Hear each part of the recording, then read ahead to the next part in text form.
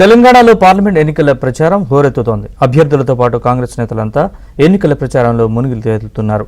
రాష్ట్ర మంత్రి Ponguleti Srinivasa Reddy star campaigner గా పార్లమెంట్ ఎన్నికల ప్రచారంలో పాల్గొంటున్నారు. దీనిలో భాగంగా ఖమ్మం నుంచి హెలికాప్టర్లో వెళ్తున్న పొంగులేటి శ్రీనివాసరెడ్డితో మా ప్రతినిధి శ్రీధర్ ఫేస్ టు ఫేస్.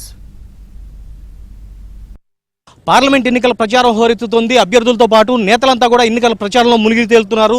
ఆరోపణలు విమర్శలు ప్రతి విమర్శలతో ఎన్నికల ప్రచారం కోలాహలంగా మారిపోయింది.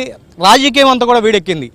రాష్ట్రంలో కాంగ్రెస్ పార్టీ తరఫున స్టార్ క్యాంపెయినర్గా ఎన్నికల ప్రచారం నిర్వహించేందుకు రాష్ట్ర మంత్రి పొంగులేటి శ్రీనివాసరెడ్డి చేపరదోర కంటోన్మెంట్కు బయలుదేరారు. పొంగులేటి శ్రీనివాసరెడ్డి మనతో ఉన్నారు. ఆయన సార్, ప్రచారం ఏ విధంగా కొనసాగుతుంది? ప్రజల నుంచి ఎటువంటి ఆదరణ ఉంది?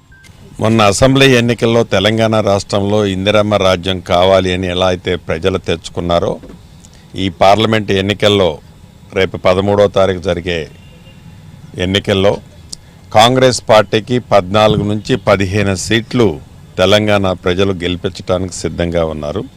దీనికి బలమైన కారణం ఇందిరమ్మ రాజ్యం కేంద్రంలో రావాలి అన్నదే తెలంగాణ ప్రజల యొక్క ఆకాంక్ష.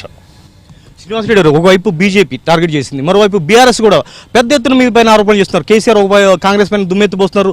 ముఖ్యమంత్రి నుంచి మంత్రుల వరకు కూడా అనేక రకాల ఆరోపణలు చేస్తున్న పరిస్థితి మీకుంది. రాష్ట్రంలో ఎక్కడా కూడా సంక్షేమం లేదు, రాష్ట్రంలో కరువు వచ్చింది, కరువు విలతాండం చేస్తుంది, కరెంట్ లేదు, సాగునీరు లేదు, తాగునీరు లేదని చెప్పేసి పెద్ద ఎత్తున ప్రచారం చేస్తున్నారు. మీరేమంటారు? పచ్చగామెరలు వచ్చినోడికి దేశమంతా పచ్చకున్నట్టు మాజీ ముఖ్యమంత్రి గారు ఇంకా నేను ముఖ్యమంత్రిని అనే అపోహలోనే, ఆ మత్తులో నుంచే దిగలే.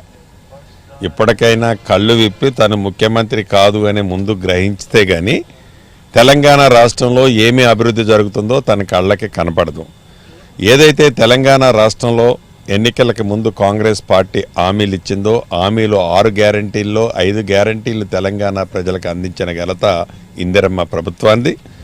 చెప్పని అనేక అంశాలని, అది సంక్షేమాల్లో కానీ అభివృద్ధిలో కానీ, రాష్ట్రాన్ని, ధనిక రాష్ట్రాన్ని 7 లక్షల కోట్ల అప్పు చేసిన ఆ ప్రబుద్ధుడు, ఆర్థికంగా ఈ రాష్ట్రాన్ని ఆతాలపాతాల్లోకి నెట్టిన ఆ ప్రబుద్ధుడు ఈ తెలంగాణ రాష్ట్రంలో కాంగ్రెస్ పార్టీ చేస్తున్న అభివృద్ధిని చూసి వారవలేని ఆ ప్రబుద్ధుడు ఇంకా కాంగ్రెస్ పార్టీ మీద దుమారం ఎత్తిపోయడం అన్నది హాస్యాస్పదంగా ఉంది.